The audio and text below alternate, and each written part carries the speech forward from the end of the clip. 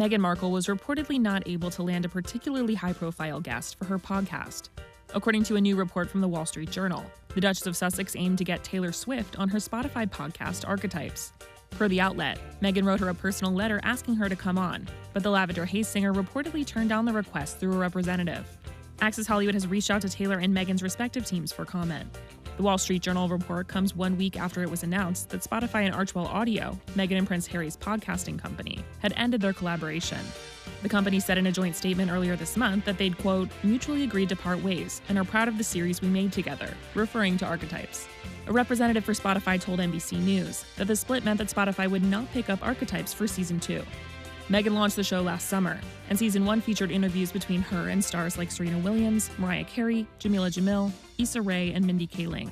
The Wall Street Journal's new report claims that the process of choosing the right guest for Archetypes was, quote, often fraught, among other alleged issues behind the scenes, and that Prince Harry reportedly struggled to settle on a podcast idea of his own. Sources who worked with Meghan and Harry claimed to the Wall Street Journal that the couple, who also have a TV production deal with Netflix, have had, quote, trouble finding material consistent with their brand, along with, quote, inexperience as producers, and have also ran into, quote, problems beyond their control, including a retrenchment in the entertainment and podcasting businesses.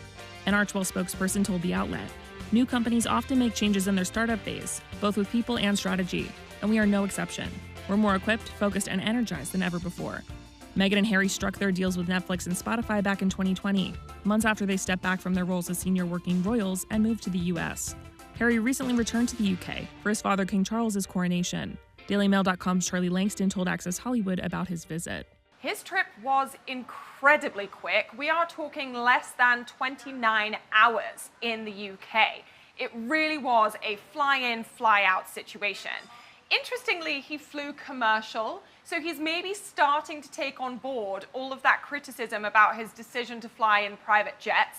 He flew on American Airlines over to the UK, flew on British Airways back from the UK. He landed in LA at about 6:30 p.m. So Archie may not have been prepared to party through the night. Obviously, he's only 4 years old. But Harry did make it back in time to spend a good period with his son on his birthday weekend, which we know was incredibly important to the Duke of Sussex. And when Harry was in town, who did he talk to? Well, publicly, Harry was seen chatting with Beatrice, Eugenie, their husbands. He also had a bit of a joke with the Archbishop of Canterbury, Justin Welby. But on the whole, we really didn't see Harry interacting a huge amount with his immediate family. There were no public interactions with William and Kate, nothing with Charles. I mean, Harry pretty much arrived for the ceremony, went into the Abbey with Eugenie and Beatrice, and then left straight after. There wasn't any time for him to hang out with his family. Now, one thing that we know Charles was a bit disappointed by was Harry's decision to skip the private luncheon that took place after that wonderful Buckingham Palace balcony moment. We do know that Harry was extended an invitation, that he was asked to stay and attend, but he chose to go back to LA so that he could be there with his family for Archie's birthday. And we know that the other members of the royal family were a bit let down by that, although a few royal aides may have been breathing a big sigh of relief because it meant that the kind of, possibility of more controversy had been taken away. Do you think it was hard for him to avoid talking to William, or were they like two ships passing in the night? Given how busy the day was, there really wasn't a huge amount of opportunity for any awkward interaction. As we saw, Harry was seated in the third row behind Anne's enormous feathered hat, and William and Kate were right up there at the front, in on all the action. William had a wonderful moment during the coronation where he pledged his loyalty to his father.